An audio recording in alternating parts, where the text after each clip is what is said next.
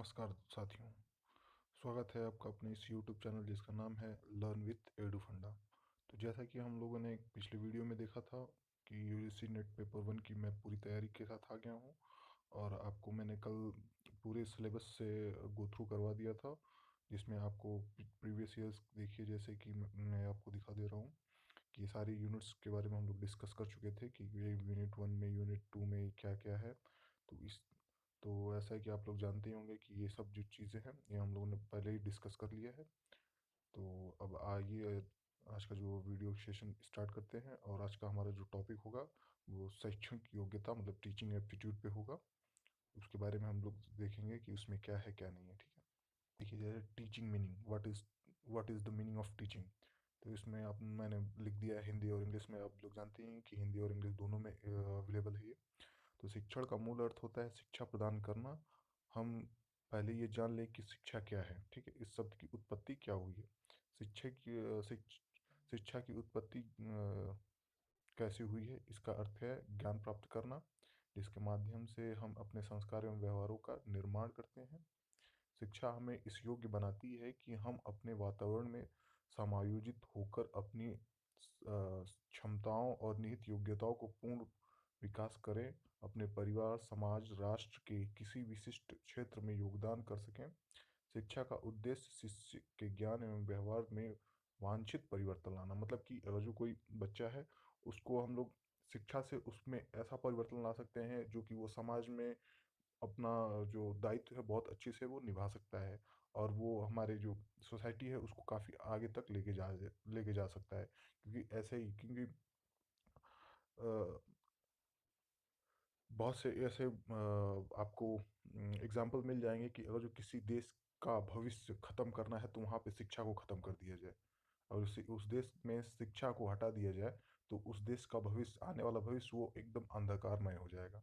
ठीक है, और ये जो शिक्षक का शिक्षा देने की जो दायित्व है वो सबसे बड़ा टीचर्स पे होता है। ठीक है, शिक्षक को अध्यापक या अध्येता कहा जाता है। ठीक है, जैसे सेम चीज़ इंग्लिश को इंग्लिश में, the basic meaning of teaching is provide education, मतलब प्रोवाइड एजुकेशन को प्रोवाइड करना है।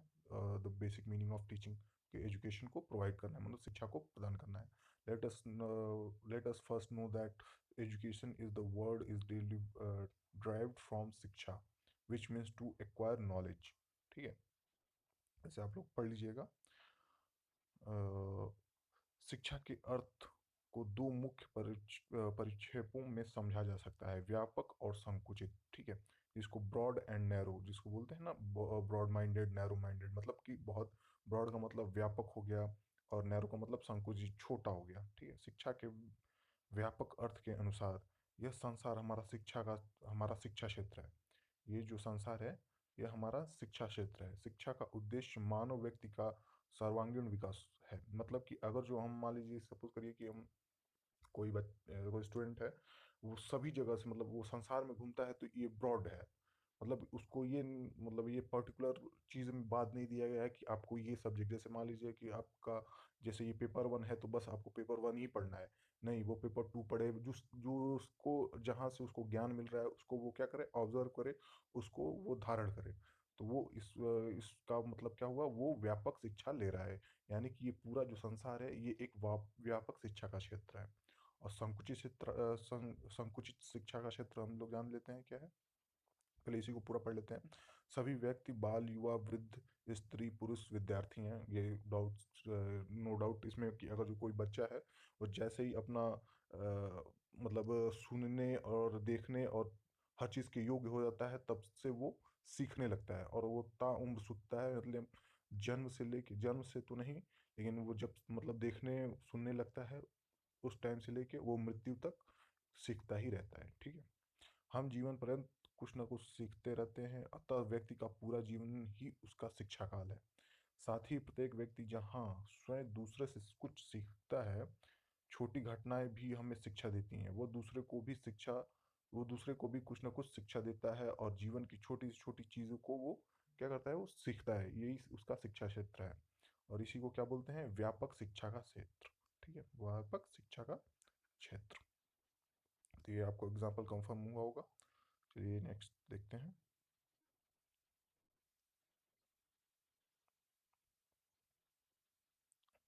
अब देखिए संकुचित शिक्षा का क्षेत्र देखते हैं। शिक्षा के संकुचित अर्थ के अनुसार शिक्षा केवल, मतलब देखिए इसमें एक वर्ड आपको मिल जाएगा आपका केवल, ठीक है। केवल शिक्षण संस्थानों में दी जाती है, यानी कि आपको एक एक सीमा में बांध दिया गया है। जैसे कि आप लोग स्कूल या कॉलेज में जाते हैं, तो मान लीजिए आपको कोई पर्टिकुलर सब्जेक्ट, मतलब कोई टीचर आता है तो वो सिर्फ एक पर्टिकुलर सब्जेक्ट के बारे में पढ़ाता है। तो वो क्या है, एक नैरो नैरो एजुकेशन सिस्टम है, मतलब एजुकेशन सिस्टम नहीं बोल सकते हैं उसको, नैरो शिक्षा है।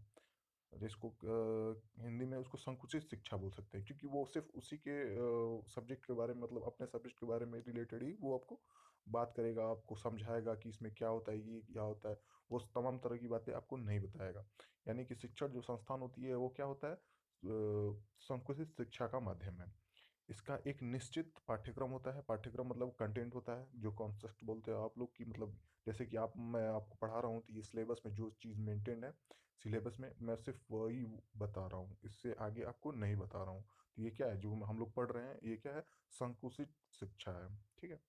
शिक्षा का उद्देश्य विशिष्ट विषयों का ज्ञान प्राप्त करना है, ठीक है, जिसका मूल्यांकन होता है। जिसका मूल्यांकन, जैसा कि मान लीजिए आप लोग पढ़ रहे हो, सपोज करो कि ये आपका ये यूजीसी नेट में एग्ज़ाम में आ रहा है, तो इसी से रिलेटेड आपको क्वेश्चन पूछे जाएंगे, और आपने इसको पढ़ा है तो वहाँ पे अच्छा परफॉर्म करेंगे, और इस बेसिस पे आपको नंबर मिलेंगे, और नंबर मिलेंगे तो आप मेरिट में आएंगे, मेरिट में आएंगे तो आपका यूजीसी नेट और जेआरएफ जो भी हो वो क्लियर हो जाएगा, ठीक है। और इसका लिए आपको जब क्लियर हो जाएगा तो आपको क्या मिलेगा, एक अंक प्रमाण पत्र मिल जाएगा कि मतलब आपने, हाँ, यूजीसी नेट ने आपने क्वालिफाई कर लिया है, ठीक है। शिक्षा कहीं ना कहीं कक्षा कक्ष और पाठ्य पुस्तकों तक ही, और तत्पश्चात मानक उपाधि व प्रमाण पत्र तक ही सीमित रह जाती है।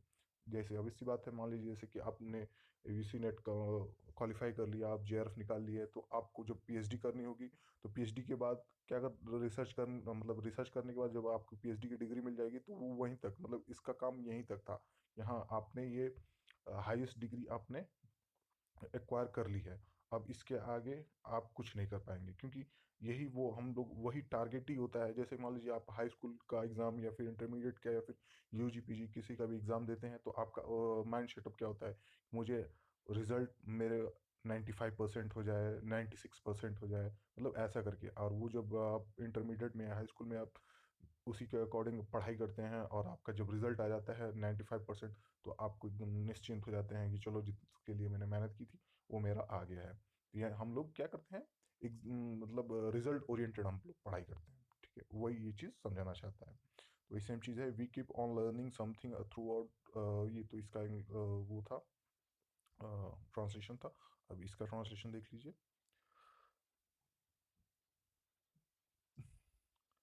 According to the narrow meaning of education, education is given only in educational institutions. It has defined definite course and the duration. मतलब इसका आपका पाठ्यक्रम और जो अवधि होती है वो एकदम फिक्स्ड होती है। जैसे कि आपका पीएचडी है, आप 5 साल से ज़्यादा, मतलब अगर जो कोई पीएचडी 3 साल की ड्यूरेशन होता है, तो ज़्यादा से ज़्यादा आप लोग बैक वर्क लगा के 5 साल में ही कंप्लीट करना होता है। अगर जो 5 साल में कंप्लीट नहीं कर पाते हैं तो आप उसमें फेलियर हो जाते हैं, मतलब फेल्ड हो जाते हैं, फिर आप उसको नहीं कर सकते, ठीक है। जैसे हाई यूपी बोर्ड में है, और जो सपोज करिए आपने टेंथ में है, बोर्ड एग्जामिनेशन में टेंथ में है और आप फेल हो गए, तो अगले साल ट्राई कर सकते हैं, अगले साल ट्राई कर सकते हैं, मतलब 1 साल की अवधि होती है। 1 साल की अवधि में ही आपको वो क्या करना होता है, पास करना होता है, ठीक है। The aim of education is to acquire knowledge of specific subjects which is evaluated, and then standard degrees and certificates are obtained. Education is somewhere confined to the classroom and textbooks according to narrow meaning of education. Education is given only in educational institutions. It has a definite course and duration, ठीक है। वही लग रहा है main वही चीज़ ये repeat हो गई है, ठीक है। अब देखते हैं, शिक्षण औपचारिक और अनौपचारिक दोनों प्रकार के हो सकते हैं। औपचारिक यार फॉर्मल और नॉन फॉर्मल, ठीक है। फॉर्मल और नॉन फॉर्मल, वही चीज़ ये बताने की कोशिश कर रहे हैं। अनौपचारिक शिक्षा मुख्यतः परिवार और समुदाय द्वारा दी जाती है। वन के आरंभिक वर्षों में, देखिए जीवन यहाँ पे होना चाहिए, यहाँ पे जीवन होगा। जीवन के आरंभिक वर्षों में प्रदान की जाती है। वर्तमान में पारिवारिक, सामाजिक एवं आर्थिक परिवर्तनों के कारण जो शिक्षा है औपचारिक बनती जा रही है, औपचारिक बनती जा रही है। ठीक है, सेम चीज़ है जैसे कि आप लोग फॉर्मल लेटर, इनफॉर्मल लेटर, जैसे अपने घर परिवार में किसी सदस्य को लिखते हैं तो वो क्या होता है, इनफॉर्मल होता है लेटर। और वही चीज़ किसी गेजेटेड ऑफिसर को या फिर किसी म्यूनसिपल कॉरपोरेशन को, किसी इंस्टीट्यूशन को लिखते हैं तो वो क्या होता है, फॉर्मल होता है। तो सेम चीज़ वही है। ठीक है, वही दिया है। Informal education is mainly provide by the family and community in the early years of life. On the other hand, the role of educational institution and the teacher is important in formal education in which the learner may also have to pay some fee.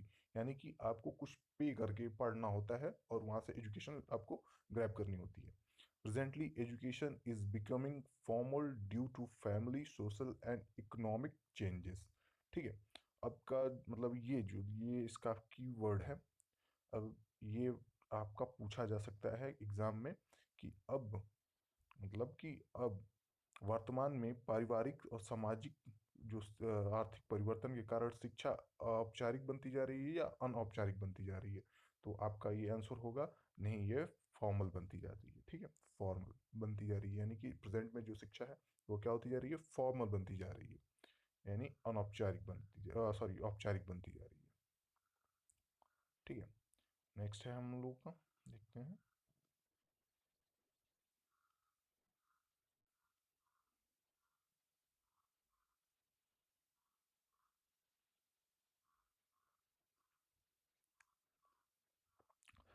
अब शिक्षण की परिभाषा, definition of teaching. शिक्षण को अनेक प्रकार से परिभाषित किया जा सकता है। प्रथम, शिक्षण अधिगम प्रक्रिया, लर्निंग प्रोसेस। अधिगम का मतलब होता है लर्निंग, लर्निंग प्रोसेस। ये जितने भी मैं आप लोगों को ये वर्ड्स बता रहा हूँ, ये इंपॉर्टेंट वर्ड्स हैं और इसको आप लोग अगर जो ये इसमें जैसे पूछता है तो ये बीच में ऑप्शन में ये अधिगम प्रक्रिया आपको आएगा तो वो समझ नहीं पाएंगे, इसलिए मैंने हिंदी में भी इंग्लिश इसको ट्रांसलेट कर दिया लर्निंग प्रोसेस, क्योंकि बहुत अधिगम प्रक्रिया सुनने में थोड़ा सा डिफिकल्ट वर्ड लगता है, इसलिए मैंने इसको लिख दिया है लर्निंग प्रोसेस। ठीक है, शिक्षण अधिगम इसको मैं इरेज कर देता हूँ ताकि आपको क्लियर विजिबल हो।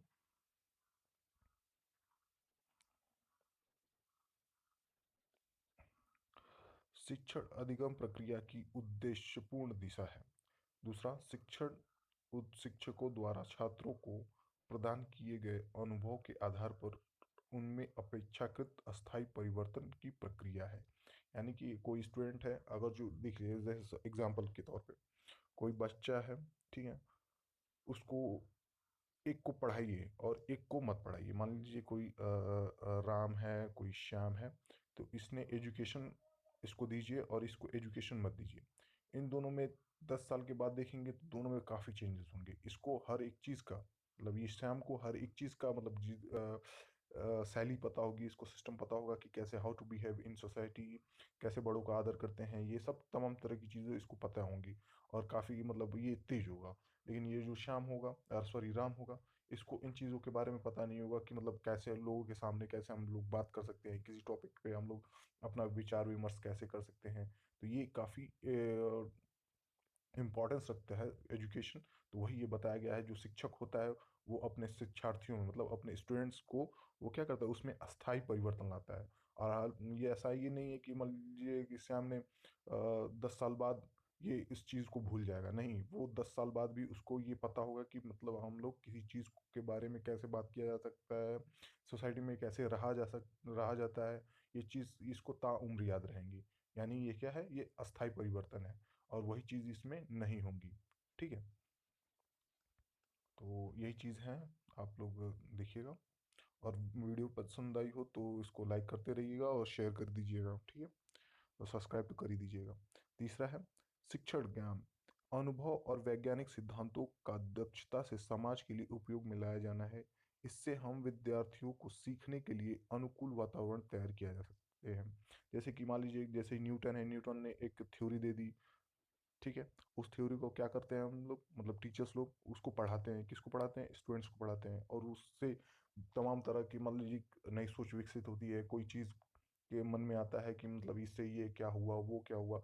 तो इससे क्या ये वैज्ञानिकता सोच बढ़ती है, और इन फ्यूचर में जाके क्या पता वही स्टूडेंट जो है कुछ और चीज़ की नई खोज कर दे। तो ये सब चीज़ें क्या किस चीज़ के लिए मदद करती हैं?